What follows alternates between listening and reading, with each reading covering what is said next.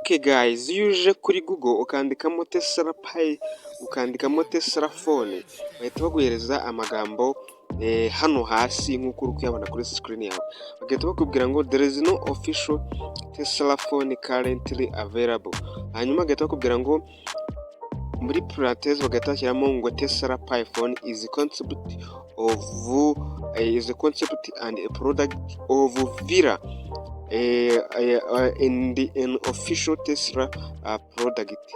Hano iyo ushyizemo aya magambo batakubwira ko iyi telefoni ko itabaho yitwa Tesla phone, ahubwo ko habaho yitwa Tesla Pi phone. Ndagira ngo turebere hamwe agaciro cyangwa se turebere hamwe iyi Tesla Pi phone ikomeje kuvugisha abantu benshi. Uraza kumenya n'impamvu kugeza aka kanya itarasohoka, n'impamvu yitiranwa yitwa kari Tesla Pi phone. Iyo ushyize muri Google ukandikamo Tesla phone bahita bakubwira ngo iyi ngiyi ntago ibaho, ahubwo aka kanya yebereyeho yitwa Tesla Pi phone.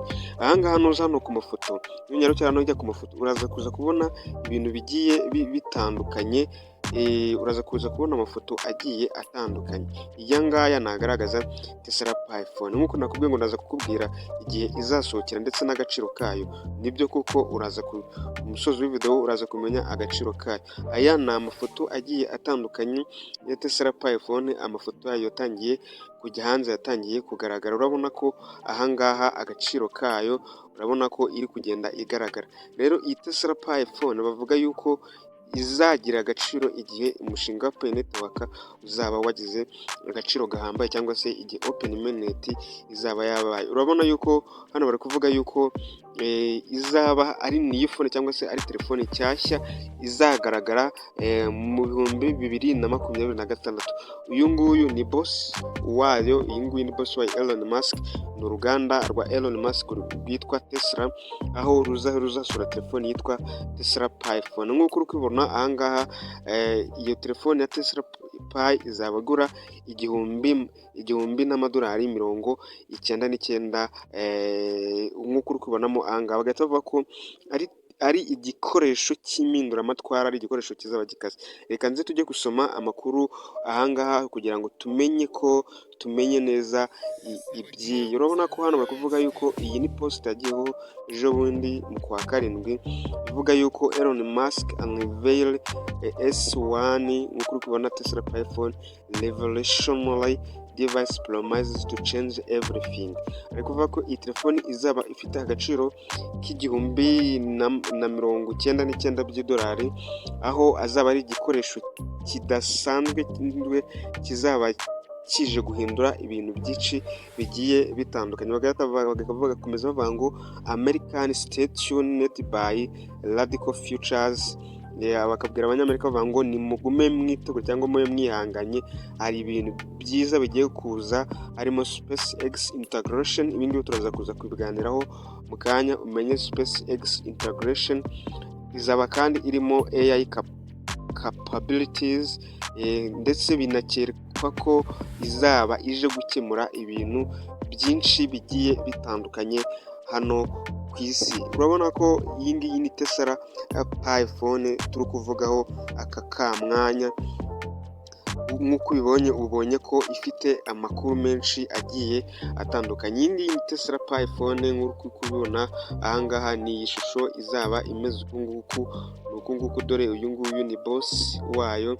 Rero iyi Tesla Pi phone izaba ikubiyemo ibintu byinshi bigiye bitandukanye, harimo ikoranabuhanga nk'uko twabibonye izaba izanye. Twavugamo ahangaha bavuze ko izazana icyo bita SpaceX, izazana kandi icyo bita Starlink, ndetse izazana n'icyo bita AI. Murazi neza ko AI ari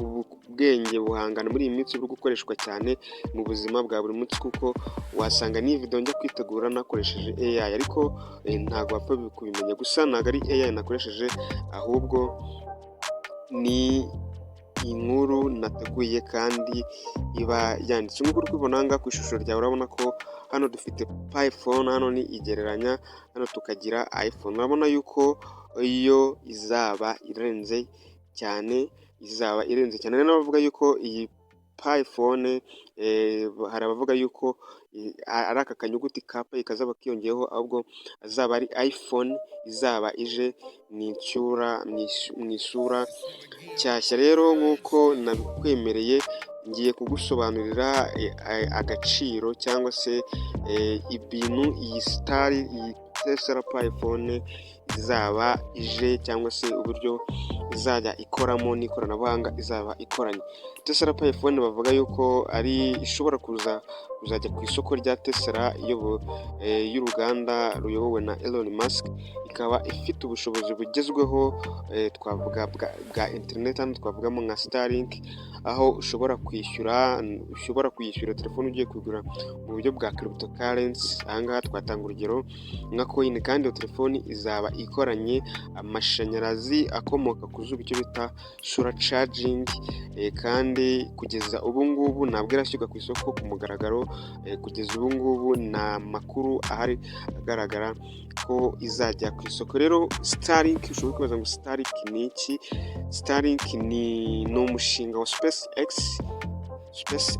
Ushobora kwibaza ngo SpaceX ni iki? Reka nze ngushakire ibisobanuro byabyo. SpaceX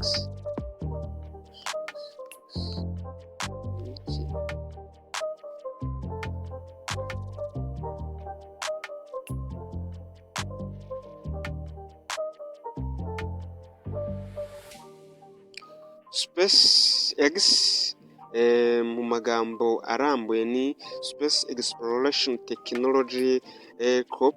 Ni kampani yashinzwe na Elon Musk mu 2002 igamije guteza imbere ingendo zo mu isanzure. Space nk'uko kumvamo iryo jambo space ni isanzure, ndetse no koroshya ibijyanye no kohereza abantu cyangwa se ibikoresho mu isanzure. Iyo niyo SpaceX. Rero iyi SpaceX ifite ibikorwa byayo bikomeye bigiye bitandukanye, aho twavugamo nka Falcon rockets. Utu ni udukoresho dukoreshwa mu kohereza ibintu mu isanzure. Hano hakabamo Starlink ni umushinga wo gutanga interineti yihuta kandi hirya no hino ku isi ukoresheje satellite. Abantu benshi bashobora kuba batazi icyo bisobanuye satellite. Ushobora kwibaza ati satellite ni iki? Ariko satellite ubundi mu Kinyarwanda tubyita ngo ni icyogajuru. Ni icyogajuru nk'uko tubizi mu Kinyarwanda, ariko hari ubusobanuro bwabyo bigiye bitandukanye ngiye kukubwira. Satellite mu magambo arambuye ni iki? Satellite ni ibyuma cyangwa se ibikoresho byifashishwa mu kohereza mu isanzure bigatembera mu kirere hejuru y'isi, bigira akamaro mu itumanaho, ubushakashatsi ndetse n'ubundi bugenzuzi baba bashaka gukorwa. Rero hari ubwoko bwinshi bugiye butandukanye bwa satellite. Hano twavugamo satellite zikoreshwa mu gutanga internet, hakabamo telefone, televiziyo ndetse n'ibindi nka Starlink nayo uraza kuza kumenya ngo Starlink ni iki. Kandi hakabaho satellite z'ikirere zifasha kureba cyangwa se kugenzura ikirere uko gihagaze. Ahangaha iyi satellite yifashishwa mu gupima ese uyu munsi haraza kuba ari izuba, uyu munsi haraza kuba hari imvura, ese ikirere cy'igihugu runaka kiraza kuba cyifashe gute uyu munsi. Ahangaha twatanga urugero nka Meteo Rwanda. Rero iyi satellite kugira ngo bamenye uko ikirere cy'u Rwanda kiraza kuza kuba cyifashe bakoresha satellite. Satellite kandi zirimo iz'ubutasi. Ahangaha zikoreshwa mu kugenzura cyangwa se mu kuneka, zikoreshwa cyane cyane n'ibihugu hagamijwe gucunga umutekano no gukusanya amakuru. Kandi satellite nanone harimo na satellite zifashishwa mu gukora ubushakashatsi, aho zoherezwa mu isanzure kugira ngo zikore ubushakashatsi.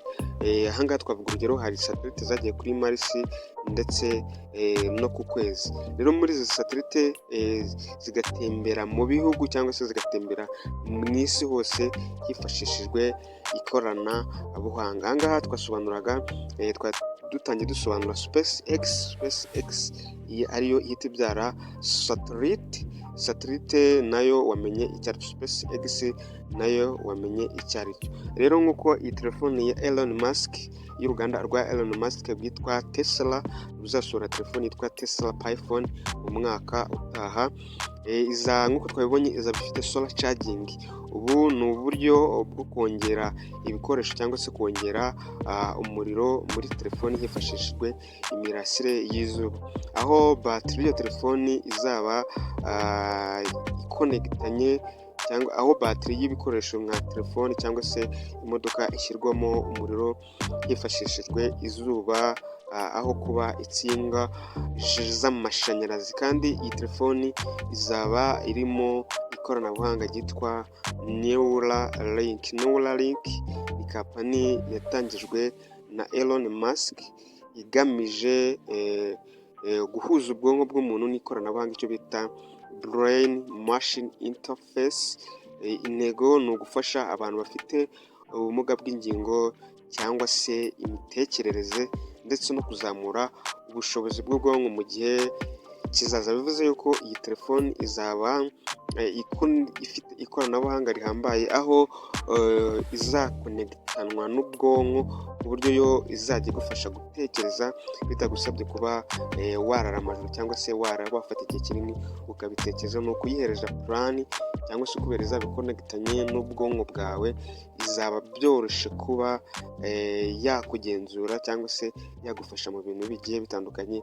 Ahangaha bavuga yuko izaba ina connected n'indege zigiye zitandukanye ndetse n'imodoka, aho bitazajya bisaba ko winjira mu modoka, ahubwo ushoboye gukanda buto runaka hanyuma yo igahita ibyohereza, igahita yijyana kuri butike niba ugiye guhaha. Hanyuma rero ugahamagara umucuruzi ati pakingira ibintu nk'ibi ngibi, ibintu runaka ahangaha, hanyuma rero kugira ngo bingereho, hanyuma rero ashyire mu modoka, hanyuma rero ibikoresho bikugereho. Aya ni amafoto ya Tesla Pi-phone Novo model.